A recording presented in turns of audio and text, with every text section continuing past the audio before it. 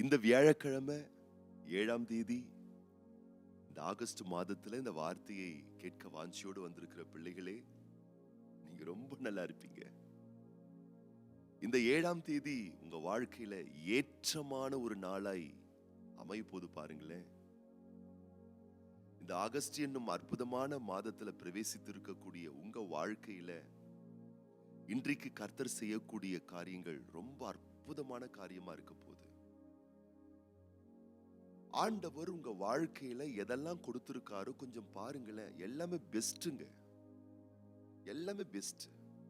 கர்த்தர் உங்களுக்கு கொடுத்திருக்கக்கூடிய உடல் பெஸ்ட், கர்த்தர் உங்களுக்கு கொடுத்திருக்கக்கூடிய வாழ்க்கை துணை பெஸ்ட், கர்த்தர் உங்களுக்கு கொடுத்திருக்கக்கூடிய பிள்ளைகள், கர்த்தர் கொடுத்திருக்கக்கூடிய படிப்பு, உங்க வீடு எல்லாமே பெஸ்ட்டுங்க. ஒருவேளை நீங்க யோசிக்கலாம், இல்லையே பெஸ்டா இல்லையே. அப்ப பதட்டப்படாதீங்க. பெஸ்டா இல்லையா? அப்ப எதை கொடுத்தாரோ அது பெஸ்டா இல்லையோ, அவரால் அதை பெஸ்டா மாத்த முடியும். நம்புங்க. அவர் எதை கொடுத்தாலும் பெஸ்டா தான் கொடுப்பாரு. ஒருவேளை அது பெஸ்டா இல்லையா, ஒன்னும் பிரச்சனை இல்லை. ஆண்டவரால பெஸ்டா அதை மாத்த முடியும். அப்ப நம்ம செய்ய வேண்டிய ஒரே ஒரு காரியம் கர்த்தரை நோக்கி பார்ப்பது. சிறப்பா இல்ல லைஃப், பெட்டரா இல்ல லைஃப், கொஞ்சம் ஒஸ்டா போகுது, காரியம்லாம் ரொம்ப மோசமா போகுது, பதறாதீர்கள். அப்பாவின் பிரசன்னத்தை விட்டு தூரமா போகாதீர்கள். அப்பாவை அண்டிக் கொள்ளுங்கள். அவர் தருவதெல்லாம் பெஸ்ட். ஒருவேளை பெஸ்டான விஷயம் இல்லைன்னா பிரசன்னத்தை விட்டு தூரமா போயிடாதீங்க. அப்பா உங்களுக்கு கொடுத்ததை பெஸ்டா தான் கொடுத்திருக்காரு. பெஸ்டா இல்லைன்னா அதை பெஸ்டா அவர் மாத்துவாரு. ரூத்தின் புஸ்தகத்துல எலிமெலேக்கு அப்படின்னு ஒரு மனுஷன் இருந்தான். அவனுடைய மனைவி, அவனுடைய பிள்ளைகள் பெத்லேகேம் என்னும் தேவனுடைய தேசத்தில் அப்பத்தின் வீட்டில் சுகமாய் பெஸ்டான இடத்துல அவங்க இருக்காங்க. ஆனா என்ன நடந்தது? அந்த இடத்துல சில சவால்கள் வந்த உடனே அந்த தேசத்தை விட்டு அவன் ஓடி போயிட்டான். அவனும் அவன் குடும்பமும். என்ன ஆனது? பெரிய பெரிய பாதிப்புகளை அவன் சந்திக்கக்கூடிய சூழ்நிலைகள் வந்தது. இழந்துட்டான், அவனே இறந்து போயிட்டான். இப்போ அவனுடைய மனைவியாகிய நகோமி சொல்லுகிறார்கள், நகோமி என்றால் இன்பமானவள், இனிப்பானவள் என்று பெயர். ஆனா அந்த அம்மா சொல்றாங்க, ஊர் மக்கள்லாம் அந்த அம்மா பார்த்து நகோமி அப்படின்னு சொன்ன உடனே அந்த அம்மா சொல்றாங்க, என்ன நகோமின்னு சொல்லாதீங்க. நகோமின்னு என்ன தெரியுமா அர்த்தம்? இன்பமானவள்.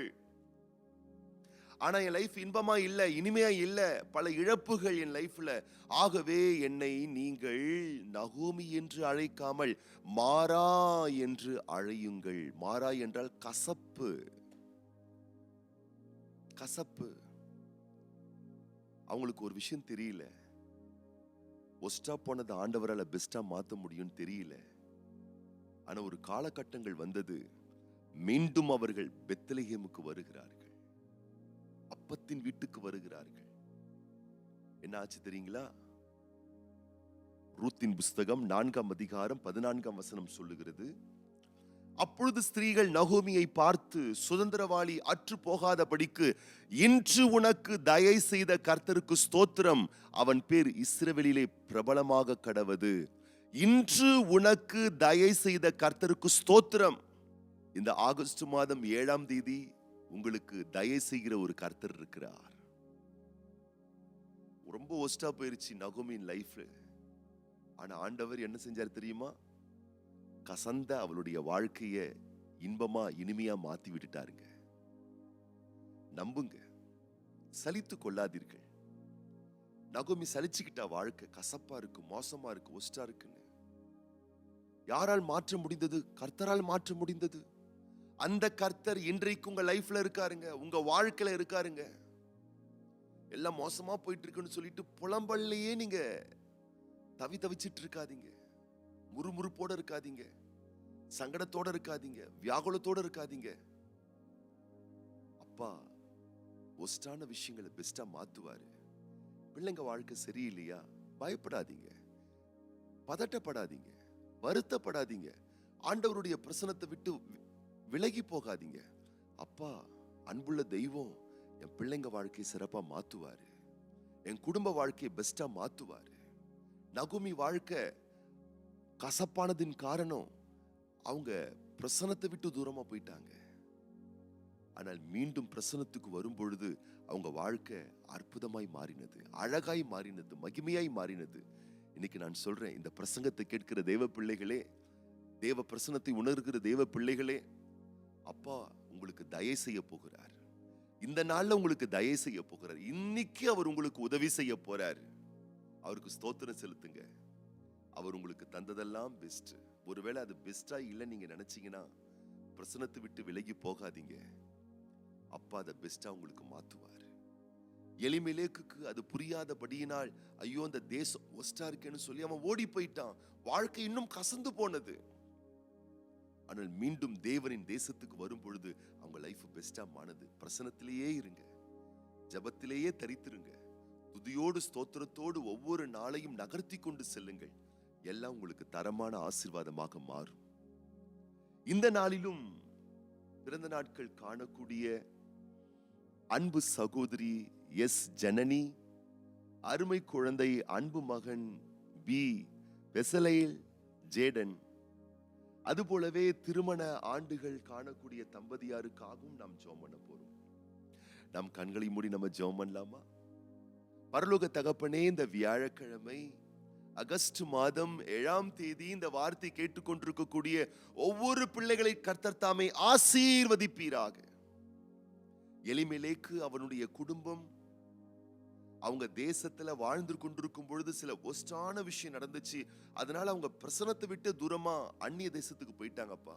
வாழ்க்கை இன்னும் மோசமா போச்சு. எத்தனை ஒஸ்டா போனாலும் பெஸ்டா மாத்தக்கூடிய ஆண்டவர் நீர் உண்டி என்பதை அவர்கள் மறந்து போனதுனால வாழ்க்கை மாறாவாய் கசப்பாய் போனது. ஆனால் மீண்டும் அவர்கள் பிரசன்னத்துக்கு தேவனுடைய தேசத்துக்கு வரும் பொழுது நீர் நகோமியின் குடும்பத்திற்கு, எலிமெலேக்கின் குடும்பத்திற்கு தயை செய்தீரே அப்பா. இன்றைக்கு எங்கள் அன்பான பிள்ளைகளுடைய கண்களை திறந்து விடுங்க. கர்த்தர் உங்களுடைய பிள்ளைகளுக்கு நீர் தந்ததெல்லாமே சிறந்தது, பெஸ்ட் தான். ஒருவேளை அது அப்படி இல்லையா, இல்லாவிட்டாலும் ஆண்டவர் அதை பெஸ்டா மாத்துவார் என்ற நம்பிக்கை தந்து இந்த நாள், இன்றைய நாள், இந்த 7ஆம் தேதி உடைய பிள்ளைகளுக்கு தயை செய்வீராக. படிக்கிற பிள்ளைகளுக்கு தயை செய்வீராக. உழைக்கிற பிள்ளைகளுக்கு தயை செய்வீராக. ஊழியம் செய்கிற பிள்ளைகளுக்கு தயை செய்வீராக. எந்தெந்த வாழ்க்கையின் பகுதியில் உடைய பிள்ளைகளுக்கு ஃபேவர் வேணுமோ, தயை வேணுமோ, கிருபை வேணுமோ, அந்தந்த பகுதியிலே தாராளமான ஏராளமான விசேஷமான கிருபைகளை நீர் இந்த நாளிலே உடைய பிள்ளைகளுக்கு தந்து கனப்படுத்தி ஆசீர்வதிப்பீராக. இன்றைய நாளிலும் பிறந்த நாட்கள், திருமண ஆண்டுகள் காண்கின்ற ஒவ்வொரு பிள்ளைகளுக்காக நாங்கள் ஜெபிக்கிறோம். ஆண்டுகளை, வருடங்களை நன்மைகளால் முடிசூட்டுகிற நல்ல தெய்வமே, உடைய பிள்ளைகளுக்கு நீர் தந்திருக்கக்கூடிய இந்த விசேஷமான ஆண்டுல விசேஷமான ஆசீர்களை வர்ஷிக்க பண்ண வேண்டுமென உடைய உத்தமமான கரத்துல ஒப்பு கொடுத்து மனதார உடைய பிள்ளைகளை வாழ்த்தி ஆசீர்வதித்து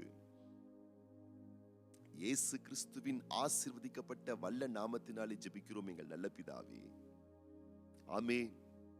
இந்த வார்த்தைகள் உங்களுக்கு பிரயோஜனமாய் இருந்திருக்குமே ஆனால் நீங்கள் மாத்திரம் கேட்டு ஆசீர்வதிக்கப்பட்டு நின்று விடாதீர்கள், நிறுத்தி விடாதீர்கள்.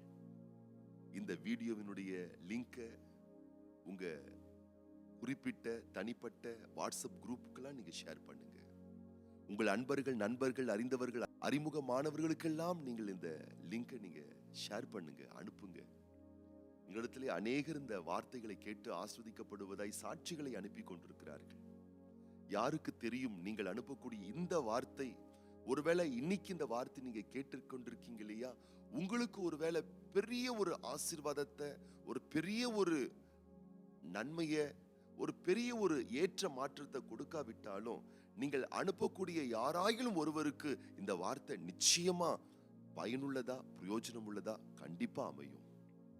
ஆகவே ஆண்டவருடைய வார்த்தை அற்பமாய் எண்ணாமல் அனைவருக்கும் பகிர்ந்து அனுப்புங்கள். மெய்யாகவே நீங்க ரொம்ப நல்லா இருப்பீங்க. இன்னைக்கு நீங்க ரொம்பவே நல்லா இருப்பீங்க.